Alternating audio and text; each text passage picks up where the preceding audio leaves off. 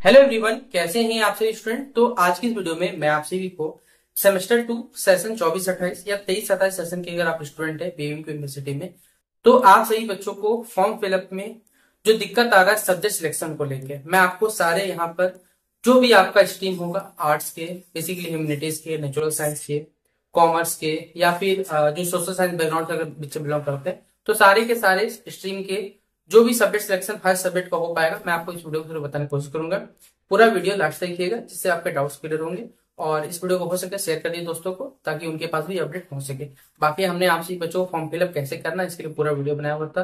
Paper कब होगा ये भी बता दिया, सारा का सारा चीज। और हम अपने चैनल पे डिजिटल एजुकेशन के और पीएचडी के तो हमने पहले ही पढ़ाया हुआ है, आप जाकर वीडियो को देख सकते हैं। तो चलिए वीडियो को शुरू करते हैं। वीडियो पसंद है लाइक शेयर कर सकते हैं आप लोग की इच्छा। बाकी कुछ पूछने के लिए फेसबुक इंस्टाग्राम है जिसका लिंक डिस्क्रिप्शन बॉक्स में दिया हुआ है। हमने जैसा कि आपको पहले भी बताया हुआ था कि मेजर आपको इस बार सेमेस्टर 2 में दो मेजर पेपर पढ़ने, मेजर पेपर 2 और मेजर पेपर 3 के नाम से। एक माइनर पेपर पढ़ना है, एक आपको एमडीसी का पेपर पढ़ना है, एक एईसी का पेपर पढ़ना है, एक सेट पेपर पढ़ना है। ठीक है, टोटल 6 पेपर आपको पढ़ना है। दो मेजर पेपर जो कि आपको पहले से भरा हुआ मिलेगा, उसमें कुछ नहीं करना है। सेट पेपर डिजिटल एजुकेशन तो वो भी भरा हुआ मिलेगा, या मैथमेटिकल कॉमन थिंकिंग क्लास है वो भी भरा हुआ मिलेगा। एईसी में खुद ब खुद आपसे ही बच्चों का सेमेस्टर 1 में अगर इंग्लिश था तो सेमेस्टर 2 में हिंदी होगा, हिंदी था तो इंग्लिश होगा। ये भी आपको भरा हुआ मिलता है वहां पर, कि जो भी था अल्टरनेट वाला ऑप्शन आपको वहां पर दिया हुआ रहेगा। अगर सेमेस्टर 1 में इंग्लिश था तो इस बार हिंदी रखना पड़ेगा, वो खुद में हिंदी ही आपको ऑप्शन देगा। हिंदी था तो इंग्लिश दे रहा है आपको। बाकी बचा हुआ एमडीसी पेपर, तो जब आप फॉर्म फिलअप कर रहे हैं तो वहां पे आपको बहुत सारे सब्जेक्ट का लिस्ट आ रहा है। हमने आपको पहले भी बताया था, अभी भी वही चीज बता रहा हूँ कि आप जिस भी स्ट्रीम से बिलोंग करते हैं, जैसे मान लीजिए फॉर एग्जाम्पल है, अगर आप हिस्ट्री ऑनर्स के, तो ये सोशल साइंस पे काउंट होता है। History, political science, geography, economics, ये सब के सब बेसिकली हमारे पास के सोशल साइंस के सब्जेक्ट है। तो आप इनको छोड़ दो ना, आप हिंदी रख सकते हो, ये ह्यूमैनिटी का सब्जेक्ट है। ठीक है, इंग्लिश रख सकते हो, ये ह्यूमैनिटीज का। फिलोसॉफी है वो रख सकते हो, साइकोलॉजी ये रख सकते हो, जियोलॉजी है, फिजिक्स है, केमिस्ट्री है, मैथ है, अकाउंटेंसी, इकोनॉमिक्स भी रख सकते हो। ये नहीं कि इकोनॉमिक्स दोनों में काउंट होता है हमारे पास। तो इतना सारा तो आपके पास ऑप्शन है। इसलिए हमने बोला था कि एमडीसी को क्या करना है, आप अपना जिस भी स्ट्रीम से बिलोंग करते हो उस स्ट्रीम को बस छोड़ देना, उसके अलावा कोई भी रख लेना।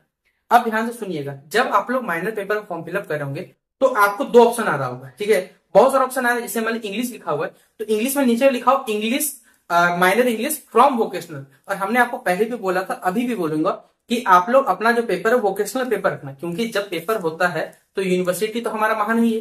22-26 सेशन को भी दिक्कत दिया, 23-27 सेशन को भी सेमेस्टर 2 में दिक्कत हुआ। आप सभी बच्चों को भी ये दिक्कत होगा अगर आप लोग वोकेशनल रखिएगा। वोकेशनल का सिलेबस जरूर हार्ड है, लेकिन याद रखिएगा वो पेपर आपसे क्या हो सकता है, उसमें आप लोग कंफ्यूज नहीं हो जाइएगा लास्ट टाइम में, कि जिस दिन एग्जामिनेशन डेट रहेगा, आप लोग अभी जब फॉर्म फिलअप कर रहे हैं तो वहां पर आपको दिख रहा है MN2A। जो बच्चा डिसिप्लिन से लेगा उसको सिर्फ 2A पढ़ना है। जो बच्चा जो वोकेशनल रखेगा तो 2A VOC के नाम से वहां पर लिखा हुआ है। लेकिन जब क्वेश्चन पेपर बढ़ता है तो कॉलेज वाला कंफ्यूज हो जाता है कि कौन सा बच्चा कौन सा क्वेश्चन पेपर बांटना है, क्योंकि यूनिवर्सिटी के हिसाब से तो हर बच्चा के लिए MN2A मतलब क्या होता है, बस डिसिप्लिन होता है उसके हिसाब से।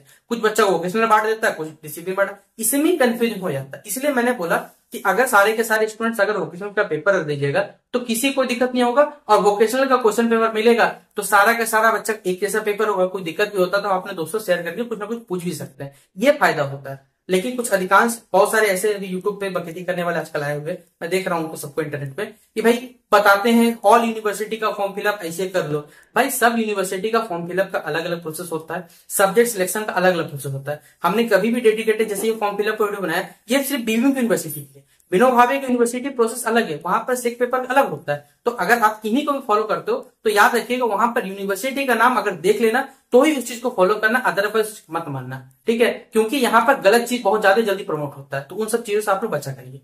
बाकी आप सही बच्चों को मैंने जैसे बोला वीडियो में कि आपको हर सब्जेक्ट का समझाता हूँ। जैसे यहाँ पर आप रख लीजिए हिस्ट्री का। ठीक है, अगर ये मेजर हिस्ट्री है, मैं लिख दे रहा हूँ MJ है हिस्ट्री, तो ये माइनर में क्या रख सकते हैं। अगर सेमेस्टर 1 में इन्होंने पॉलिटिकल साइंस मान लिया रखा हुआ था, इस सेमेस्टर में आप ज्योग्राफी रख सकते हैं। ज्योग्राफी हो सकता है आपके पास, या फिर पब्लिक और रख ले।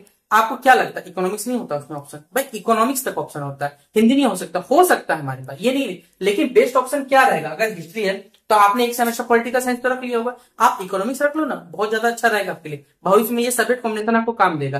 तो आप अपने हिसाब से रखो। एमडीसी में मतलब क्या रखें, तो एमडीसी में हिंदी है, इंग्लिश है, भाई इतना सारा सब्जेक्ट है। लेकिन जैसे आप मानिए हिस्ट्री ऑनर्स पे, तो आप हिस्ट्री, पॉलिटिकल साइंस, ज्योग्राफी, ये सब मत रखना। ये 3 को छोड़ दो ना, हिस्ट्री है, हिंदी है, इंग्लिश है, फिलोसॉफी है, साइकोलॉजी है हमारे पास है, सोशियोलॉजी हमारे पास है।